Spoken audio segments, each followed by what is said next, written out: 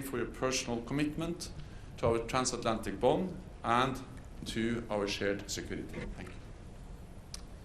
For the first question, Olivia Gazis with CBS. Thank you, Matt, and thank you, Mr. Secretary. To date, the United States has not publicly accused Iran of being directly involved in any attacks on U.S. forces, while noting the regime in Tehran supports and does not discourage its proxies from conducting these attacks. This weekend's lethal strike, Mr. Secretary, was one of at least 160 attacks on U.S. forces in the region by Iranian proxies since October. Could earlier, stronger action by the United States against Iran, and not just its militias, have spared American lives? And secondly, if I may, Mr. Secretary, the UN Secretary General has appealed to the US and 10 other countries who have suspended funding to UNRWA, following revelations regarding allegations that at least a dozen of its 13,000 employees may have had involvement in the October 7th attacks, and more than 100 more may have links to militant groups. Under what circumstances and how soon could the US consider resuming its support, considering this decision comes as Gaza is tipping into famine, and given your own personal and persistent appeals that humanitarian aid to Gazan civilians increase and not decrease? Mr. Secretary General, welcome to Washington. Welcome back. The United States Congress, as you well know, remains at a political impasse regarding continued aid to Ukraine, and the European Union is likewise struggling politically to restart the flow of resources into Kyiv. You yourself have said that Ukraine's spring offensive didn't lead to the results that many had hoped for. So how long does Ukraine's military have before the marginal successes that it did notch, when it enjoyed steadier resources from the West, risk being reversed by Russia, which seems to be enjoying growing support from the likes of North Korea and Iran? And briefly, Mr. Secretary General, I understand you'll be meeting with American lawmakers during this trip to Washington, much as President Zelensky did when he was here late last year. Is there a message you believe you can deliver to those lawmakers to make a timely difference in their decision-making? Thank you. Olivia, thank you very much, and thank you for also representing all your colleagues and making sure that you asked all their questions as well. Appreciate it.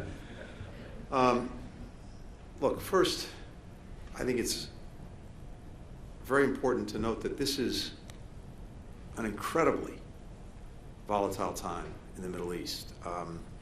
I would argue that we've not seen a situation as dangerous as the one we're facing now across the region since at least 1973, and arguably even before that. And that is the environment in which we're operating, and of course that was triggered by the horrific attacks of October 7th by Hamas against innocent men, women, and children.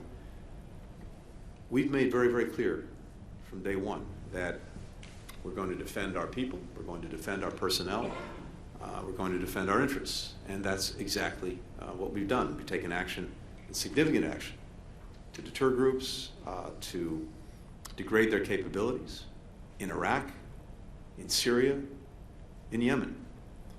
At the same time, the President's been very clear that we want to prevent broader escalation.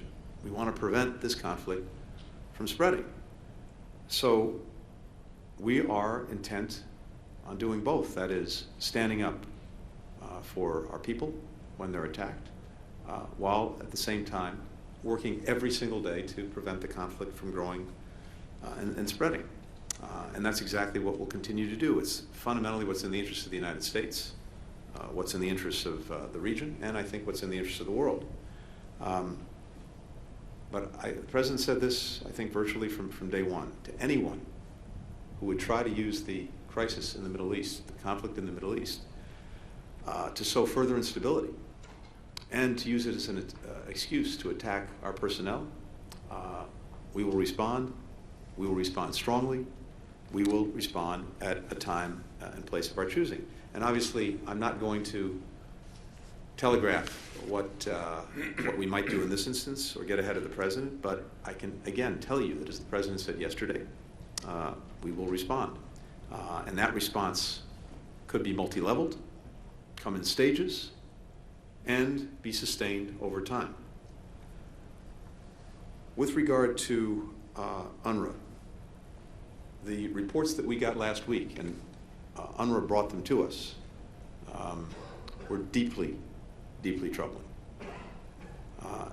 It is imperative that UNRWA immediately, as it said it would, investigate, that it hold people accountable as necessary, and that it review its procedures. I had a very good conversation with the Secretary General of the United Nations, Guterres, last week when we were first made aware of these allegations, and we're going to be looking very hard at the steps that UNRWA takes, again, to make sure that this is fully and thoroughly investigated, that there's clear accountability, and that as necessary, measures are put in place so that this doesn't happen. Again, assuming the allegations are fully borne out. Certainly, we haven't had the ability to investigate them ourselves, but they are highly, highly credible.